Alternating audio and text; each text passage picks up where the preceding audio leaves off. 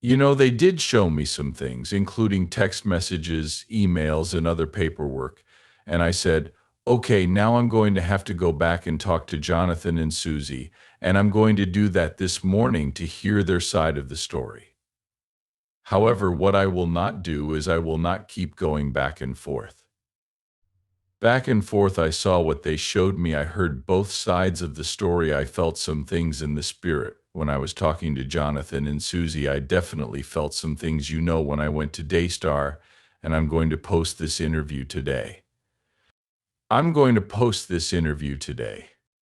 I will let everyone dissect it, criticize it, and say that I am going to post the interview, because that is the fair thing, the right thing, and people will be able to feel whatever they want to feel about it. After that, I am going to make a third and final video in which I share what they showed me, which was that there was some stuff that they showed me, and it was like I have to go talk to Jonathan and Suzy. After that, I am going to get Jonathan and Suzy's responses to the things that they showed me, and I have already begun talking to them about it. Finally, I am going to make the final video, and I am going to wash my hands of it. In the interview that he had with Joni Lamb, which he will be publishing, we have seen both sides come out to tell their version of the tale on various YouTube platforms. It all began with Jonathan and Suzy Lamb's interview with Julie Roy of the Roy's Report, who were the ones that broke the story for the first time. Several other media websites has taken up the story as we continue our investigation into the facts of this entire affair. Jonathan Lamb and Suzy Lamb have accused a member of their family, whom they have referred to as Pete, of having sexual relations with their daughter. Additionally, they have stated that their parents, Marcus and Joni Lamb, have covered up the affair. Additionally, there is the matter of Joni Lamb's marriage to Doug Weiss, which they assert their mother coerced them into publicly endorsing, even though, according to their convictions, it is contrary to the teachings of the Bible. Jonathan and Suzy Lamb have, up to this point, published videos on their YouTube channel and have also conducted interviews with Laura Lynn, Tyler Thompson, and Marcus Rogers on YouTube channels in which they explain their narrative. On the other hand, Joni Lamb has provided her perspective throughout two videos that she has uploaded to the Daystar TV channel on YouTube. Additionally, Marcus Rogers, who hosted Jonathan and Suzy Lamb, reached out to Joni Lamb to provide her perspective on the matter, as stated in our most recent update. Rachel Lamb, who has been defending her mother and Pete, posted about the interview and stated that it would be broadcast today. Please find below the post that Marcus Rogers has made on his Instagram page, in which he explains the reasons that led him to interview with Joni. The past 2 weeks have been nothing short of hectic. The number of people who were blowing up my phone was as high as you can imagine. Every person had a viewpoint, a criticism, and a great deal more. There are hundreds of people who love Jesus, yet they all say very different things about him. This is one of the problems that exists in the branch of Christianity known as Christianity. Consequently, I sought the advice of all of my close pastors and elders because it is the course of action that I always take when faced with situations such as this one.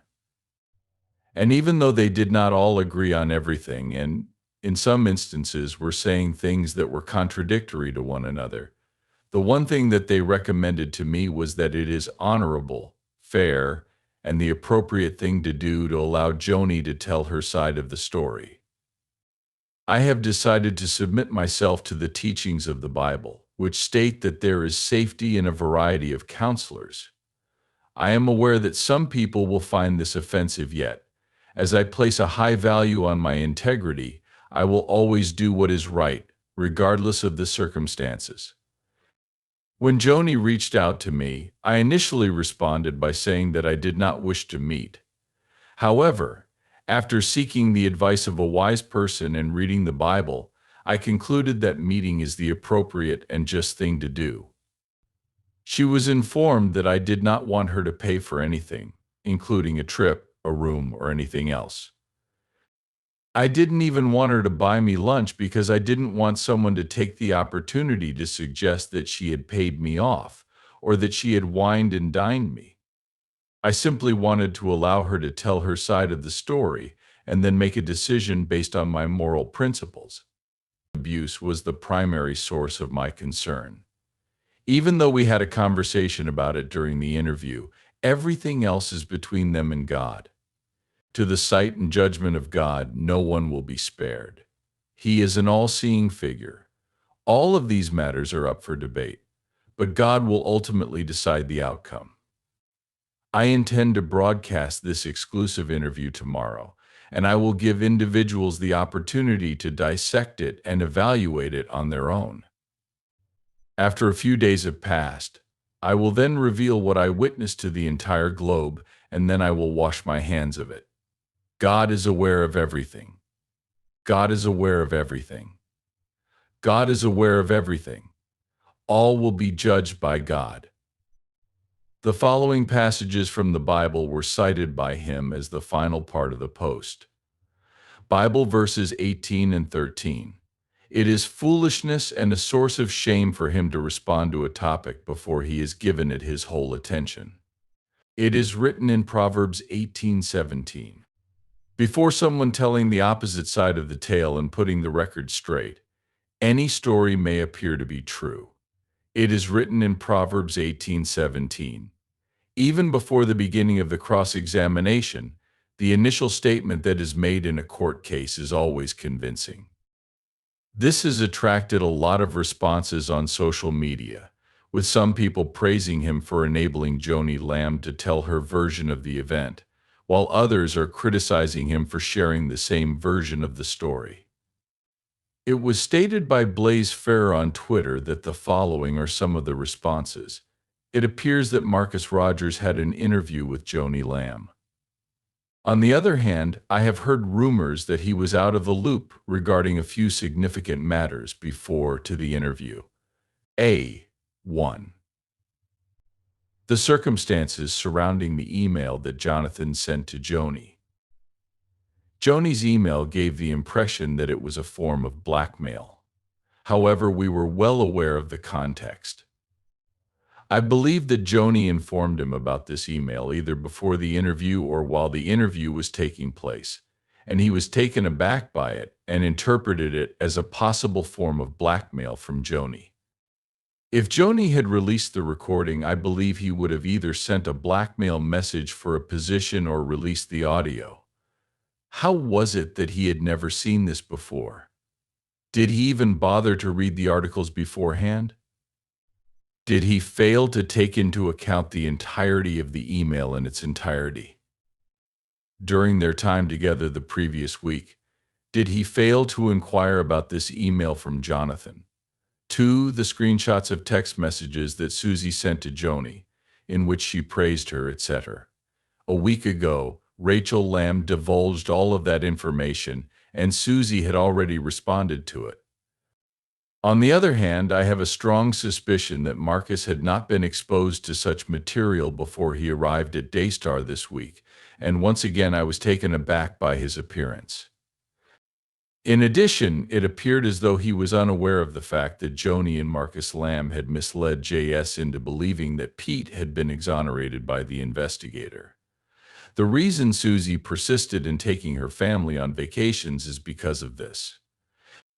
There was a deception told to her, and the truth did not become known until the year 2023. Does Rogers not have this knowledge? In addition, it appears that Marcus has acquired knowledge about the situation at school from Joni. Joni accompanied Suzy to school to conduct an initial investigation into the allegations of maltreatment.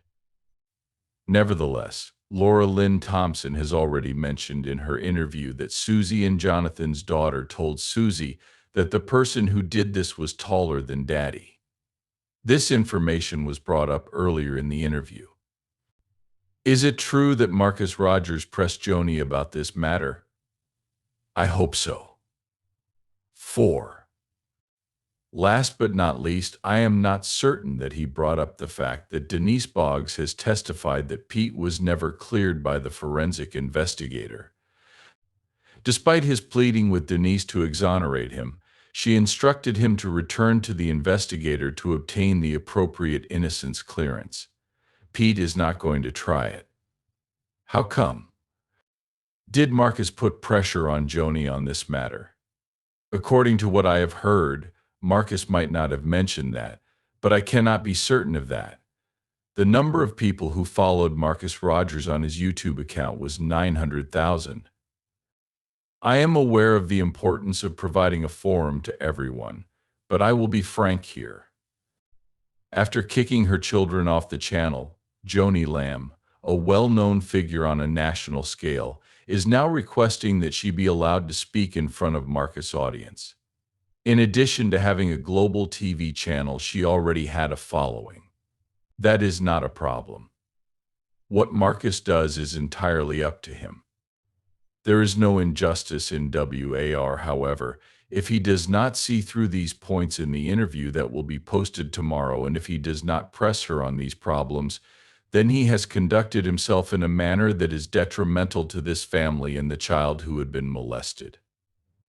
I am fond of Marcus. It is his zeal, his genuineness, and a significant portion of his material that I admire. I am, however, going to tell it like it is. It's possible that he was the victim of a scheme, but we'll have to wait and see.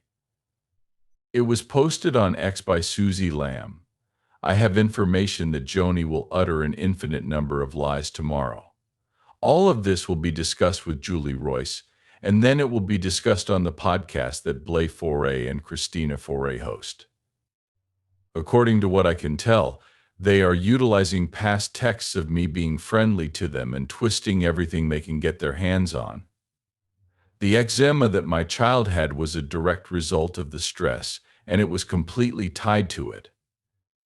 During that time, I was unaware of all of this, and I never provided them with complete information about my child. Instead, I kept it generic. However, this is all a distraction from the straightforward reality that they wish to conceal. As our daughter climbed the stairs, Pete accompanied her. Pete was not invited to come upstairs by my son, who was not actually on the stairs. There were no views of the city. It was an unremarkable road. In our opinion, an inquiry had been conducted, and Pete had been exonerated. It wasn't until 2 years later that we learned about the cover-up. During those 2 years, we were considerate and did not behave abusively toward them. It is to my great relief that the truth regarding the cover-up has been brought to light. Justice shall be rendered by God. My prayer is that people can see through the falsehoods and deception. According to Candy Chand, who appeared on X, Marcus has been successfully deceived by a snake. Had he studied the documents or even the articles, he would have known that Joni had not disclosed any new information to him. All of this has been said previous. The people is being misled by Joni through the use of his platform. Considering that, in the end, it is what snakes always do. More than that, Mrs. Joni and Mrs. He ought to brace himself for the impact. There will be an increase in mainstream media. A post was made by Roxy Crowley on X, in which she stated, "I think it's great that Marcus talked to Joni. I am confident that we will have the opportunity to listen to Joni's sales presentation, which I have taken from a post that I saw on Facebook that nicely encapsulates it. It is common knowledge that Joni accompanied Suzy to school. This is the first point. Secondly, we were already aware that Pete was holding a baby in his hand.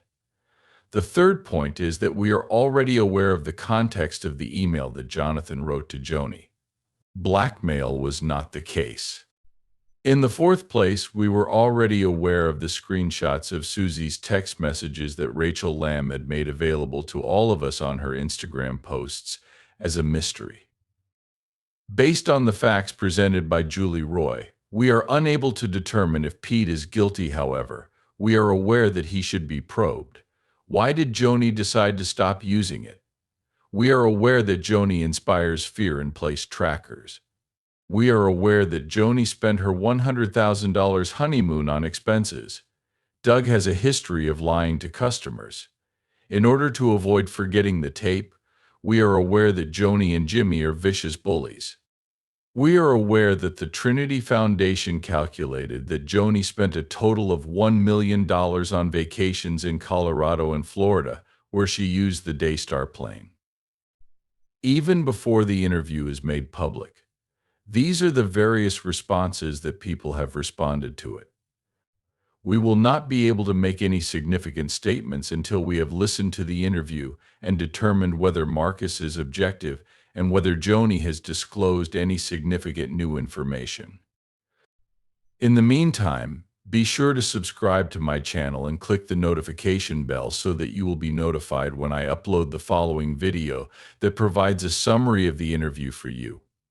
What are some of the things that you anticipate from the interview? In the comment box, please let us know it. I am grateful to you.